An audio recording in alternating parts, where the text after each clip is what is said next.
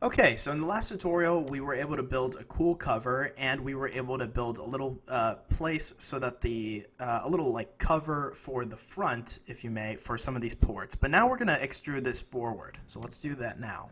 I'm going to hit R to create a rectangular sketch on the cover. So we're making sure we're keeping this cover activated.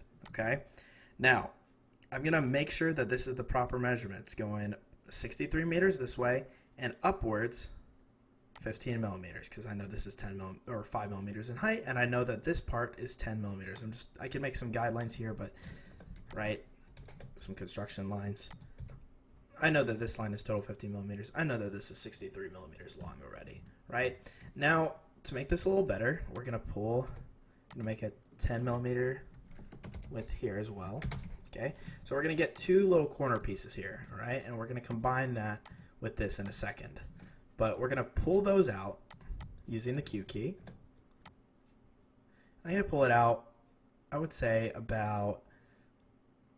10 millimeters, because that's about a centimeter out. That makes a little bit of sense, right?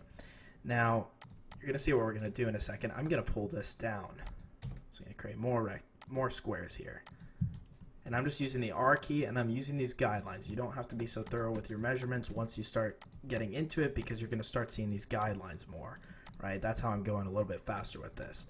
And I'm going to hit the Q key, pull that down, and I'm not going to bring it all the way down to the base. I just want it to a comfortable amount here. Perfect. Now that is going to be attached to our body, and you can see we're able to move this around, but we don't want that necessarily. Perfect. Okay. Now, I'm going to add another extrusion. I'm going to pull this all the way here. So let's get that going. Q. And let's make this a new offset. It's going to be a little slow with us. In the corner there we go. Now those are attached. So we're able to pull on these faces. That's really interesting, because that allows us to be working a lot faster. See how I'm able to hit R really fast, and I know that these corners are already here, right? But I'm selecting certain faces that are not in my visibility, right? So I was just right now, out of my view was that face that I'm actually working in, but I know for a fact it's already there because I know what I'm working with. Does that make sense? Like, you're able to see things already. I know that this is a congruent rectangle to the one on the other side, so I'm able to work with it. I'm going to hit Q, pull that out, right? And done. Okay, so now we have our port overlay completed. Let's start adding some decorations here, or some fillets, so that it looks a little bit better. So to do that, we are going to hit the F key for fillet.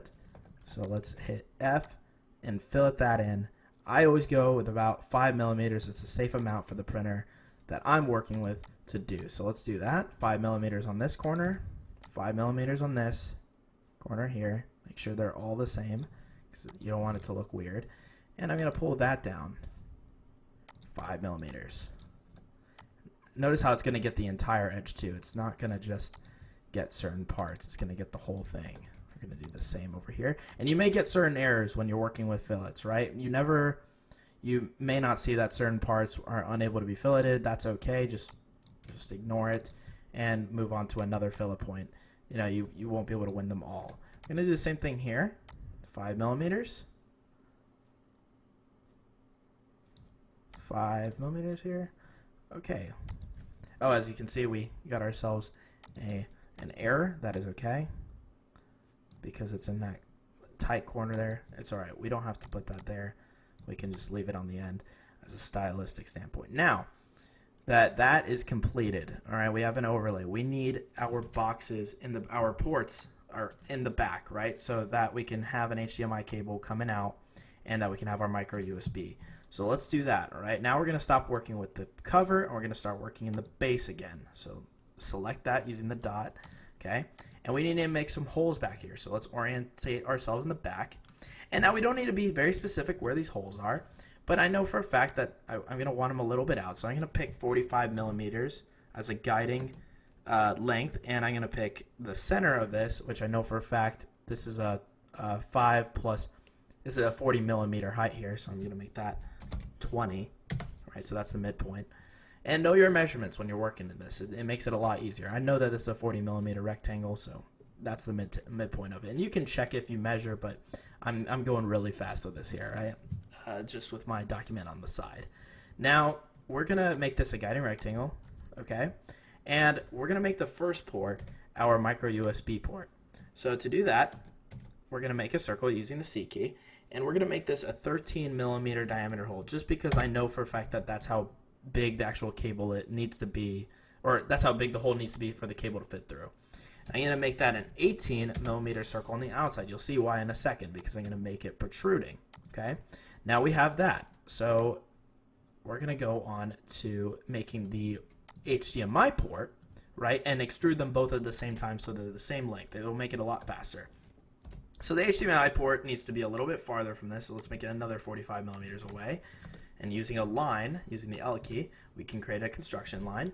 And now we're going to create a rectangle for this, because HDMI cables are normally rectangles. And what we're going to want to do is we're going to not want a rectangle that comes from a point upward and to the side. We're going to want a rectangle that comes from the center of this point here. And to do that, we can go to our sketch palette, and it's center rectangle. Perfect. So as you can see, that starts from the center of this point here. Now, I know I need this to be a 15 millimeter height. All right, so I'm going to look at that dimension. And I need it to be a 21 millimeter length. Perfect. And let's make another rectangle using the center rectangle to be the outside of the port. So let's make that 25 and make that 18. Perfect. So that's just what we wanted. And now we have a rectangle on the outside and the rectangle on the inside. And you'll see what we're going to use these for in a second. Okay.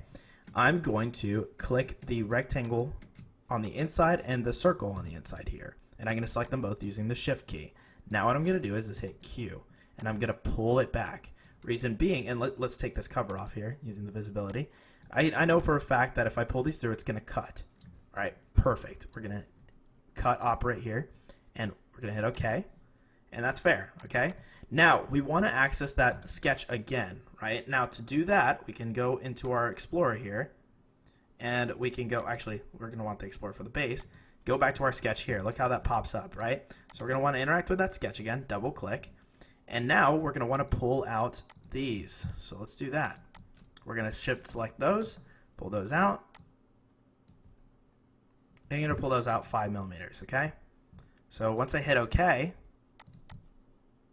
those holes have been made and those extrusions have been made. And now if I select the whole case, we have everything there, and I add the visibility back for our case, it's completed. We have everything created that we wanted to, and as you can see, everything is where we wanted it to be. And if we hit the top view, you see everything is aligned perfectly here and exactly where we want it to be. So that is the end of the Fusion 360 portion of this tutorial. The next time I will see you is in the tutorial for setting up our RetroPie software on the Raspberry Pi, and how to add an indicator light, and also if you want to add a button, you still can. That's where the end of this video is going. You can add a button using a Raspberry Pi kit, right? It'll normally come in one. If you don't have one, you can use a switch from a store. Honestly, that's what I use sometimes. I have a button that's about 6 millimeters by 6 millimeters, and if I just extrude down, I can add a hole at the top of this cover and just glue it in. But not everyone has access to that. Again, the tutorial only requires that you have a 3D printer and a Raspberry Pi. If you want to be able to start up your Raspberry Pi without a button, you can just replug it in. It doesn't really matter. But if you want that extra touch, like I have in this case over here, that was the original design, all you got to do is actually use the same techniques that I was using for all of the construction of this, right? And in fact, if you want, you can do the same fillets at the bottom here. So if we go, we finish the sketches here, and we select these, you can actually do the same fillets that I did on the original design. And I'll have that one put in a Dropbox or some way for y'all to view it. But we can add fillets anywhere we want, here and here. I'm not going to actually put that there because I already added that design. But yeah, so you can see That's a pretty darn good retro game console. So the future of this tutorial series will be setting up the actual console itself, how to possibly add a button or an indicator light that I'm going to put here, and that's why I actually added this part of the console for ventilation and for that light, and how to basically set up everything so you have your ROMs. So that's it for this tutorial series on Fusion 360. Hope you enjoyed. If you have any questions, please put them in the comments below. Or if you're on the Instructable for this, just reply with anything you want to see in a later series. Thank you so much. My name is James Jabara from the X Lab at Georgia State. Have a good one.